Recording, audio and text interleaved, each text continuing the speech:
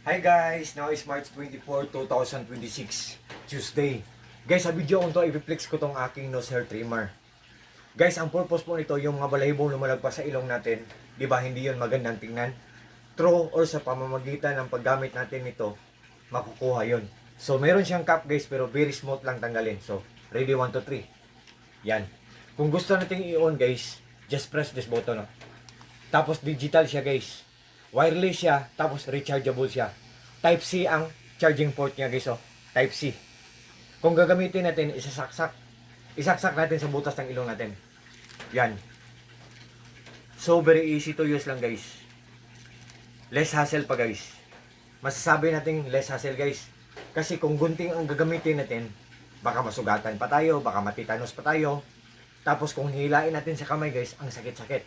So ito, tinatawag to na painless nose hair trimmer. Galing sa DXY local shop na shop. Ang bait pa ng seller nito. Seller, thank you so much po. God bless po. More clients to come sa Shopee po. More sales to come. More orders to come. More blessings to come. God bless po, seller. DXY local shop. Ang ganda ng quality ng product na guys. For sure, maglalast long to. Tapos digital siya. For now guys, 12 siya na 12% lang ang battery niya. For now. Pero kung malubat siya guys, i-charge natin within 30 minutes ma-full siya. Ito ang box niya guys. Oh. Within 30 minutes ma-full siya guys. Wait. Ito ang box niya.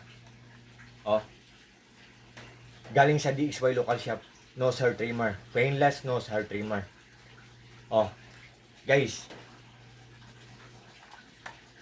Kung gagamitin natin to, kung ma-full charge siya, sa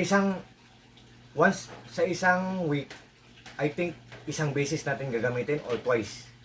So sa isang buwan, 4 na week, 4 weeks. So kung isang beses, 4 na beses natin gagamitin sa isang buwan. Kung 2 beses natin gagamitin sa isang linggo, times 8 natin gagamitin to sa isang buwan. Guys, believe me or not guys, aabot pa to ng 2 buwan guys. Saka siya malubat guys. Or 1 month over lang. Ang tagal niyang malubat. Tapos, ang ganda pa. Very secured pa tayo. Safety na safety tayo dito. Easy to use. And after using, easy to keep. Oh. Oh. Nawawala na yung mga balahibo sa ilong ko. Pagkatapos gamitin, i-press din natin ulit.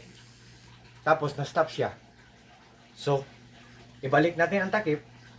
So, as simple as that guys.